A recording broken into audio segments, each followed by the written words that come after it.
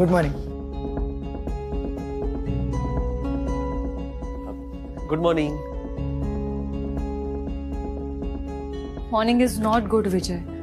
म्हणजे नाही काही नाही. ते पुरुषोत्तम सर काल आले होते, ते काही कळलं का तुम्हाला कशाला आले होते? वेदांत सर काही बोलले होते? नाही, मला काही माहिती नाही. काय चाललंय ना तेच कळत नाहीये. विजय जाऊ दे ना, नको हा विषय. अहो जाऊ दे म्हणजे काय? ते गुप्ते म्हणत होते की नवीन स्टाफ येणार आहे ऑफिसमध्ये, त्यांच्यासाठी जागा करा. कधी कधी ना काय करावं तेच कळत नाहीये. बरं चला, मी लागतो कामाला. मला मटेरियल साठी ना मेल ड्राफ्ट करायचा आहे. ठीक आहे. पण तुम्ही एवढ्या टेन्शन मध्ये का आहात? काही नाही, ते तुम्ही लागा, तुम्ही कामाला लागा. हो.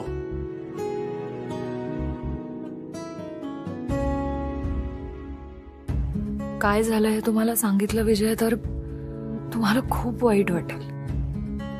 खरं तर जे काही घडलंय त्याने सगळ्या स्टाफलाच त्रास होणार आहे.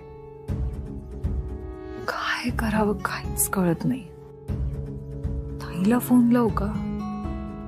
हा.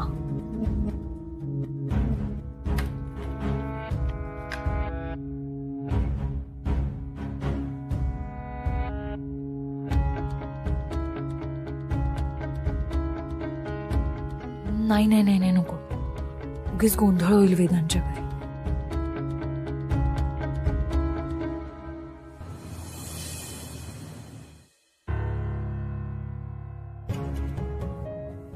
Good morning sir. Good morning sir.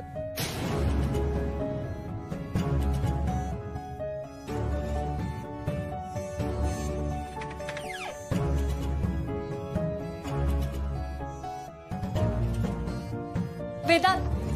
अमूल्य मॅडम, वेदांत सरांनी ऑफिसला यायच्या आधीच मला सांगितलंय की केबिन मध्ये कोणाला पाठवू नकोस. सॉरी हा. विजय, इट्स ओके. तुम्ही लागा तुमच्या कामाला. बरं ठीक आहे.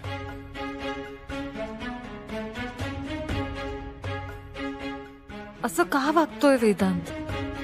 स्वतःला एकटं का पाडून घेतोय? अशाने त्यालाच त्रास होणार. घरी काही झालं असेल का? म्हणजे नूतन काकू आणि वेदांत मध्ये वाद तर झाले नसतील ना? काय करू? ताईला विचारू का?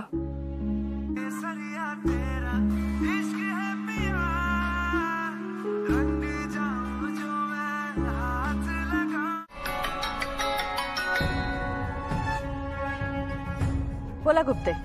मॅडम, थोडं बोलायचं होतं. तुम्ही बिझी आहात का? नाही नाही, बोला. मॅडम, ऍक्च्युली वेदांत सरांनी VW इन्फ्रामधून राजीनामा दिला. काय?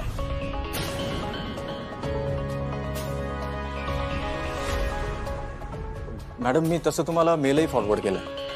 गुप्ते, काय बोलताय तुम्ही? हे खरं आहे का? मॅडम, अहो मी का खोटं बोलेन?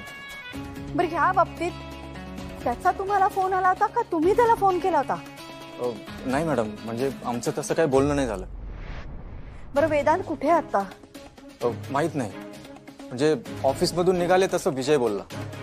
ठीक आहे. मॅडम, एक रिक्वेस्ट करू का? बोला. मॅडम, आपण हे नवीन CEO अपॉइंट करणं थोडं पुढे ढकलूयात का? कारण ऑफिसमधला स्टाफही अपसेट आहे.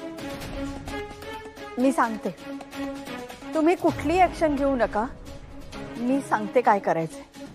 Okay madam.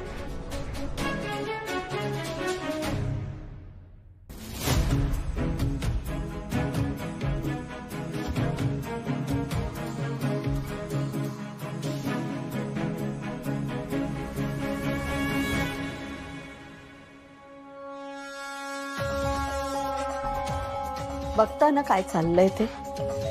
तुम्हाला काय, तुम्ही गेल्यानंतर मुलांना मी एकटीने वाढवलं, मोठं केलं. तुम्ही गेल्यानंतर मी एकटी नाही पडले, कारण तुम्ही असताना सुद्धा मी एकटीच होते. तुम्ही माझे कधीच नव्हतात आहोत. तुम्हाला अनेक वेळेला माफ केलं मी. राजकारणात ह्या अशा चुका होतच असतात. थँक्यू. वेलकम. आपला बिझनेस ग्रो होतोय विक्रांत.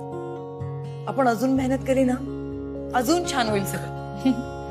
मी काय म्हणते, मला असं वाटतंय की हे जे इन्व्हेस्टर होते ते करतील इन्व्हेस्ट आपल्या कंपनीत. येस, मला पण तसंच वाटतंय. हो. अमूल्या, आरती, हाय. सारिका, विक्रांत या ना, बसा इकडे. आम्ही एका क्लायंटना भेटायला आलो होतो. जस्ट गेले ते. पण तुम्ही इथे कशा? सहज आलो भेटायला. अमूल्या, ऍक्च्युली बरं झालं तू आलीस. मला जरा बोलायचं होतं तुझ्याशी. बोल, काय बोलायचं होतं तुला? ते राजीनामा प्रकरण नक्की काय आहे ग? राजीनामा? कोणाचा राजीनामा? अमूल्या, कोणाबद्दल बोलताय तुम्ही? ऍक्च्युली वेदांतने VW इन्फ्रा मधून राजीनामा दिला. काय? वेदांतने का राजीनामा दिलाय? हे काय चाललंय सगळं आणि आम्हाला कोणीच काही सांगितलं का नाहीये? अरे वेदांत काही बोलण्याच्या परिस्थितीतच नाही, म्हणून कदाचित त्याने काही सांगितलं नसेल. अमूल्या, तू प्लीज सांग नीट, नक्की काय झालंय? तुला माहिती आहे ना विक्रांत, नूतन काकूंनी पुरुषोत्तम काकांना बोर्ड ऑफ डिरेक्टर बनवलं. हो. खर तर तेव्हापासूनच वेदांत खूप नाराज होता. काही दिवस शांत राहिला तो, पण आता पाणी डोक्यावरून जातंय म्हटल्यावर त्याने राजीनामा दिला. वेदांत, तू राजीनामा दिलास? ते महत्वाचं नाही. तू आता बाबांच्या फोटो समोर उभे राहून काय बोलत होतीस? तू काय ऐकलंस?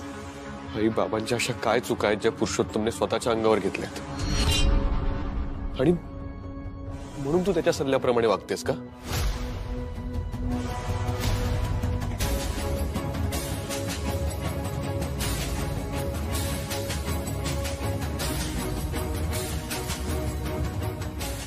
आई, मी तुला किती वेळा विचारलंय, तो तुला ब्लॅकमेल करतोय का?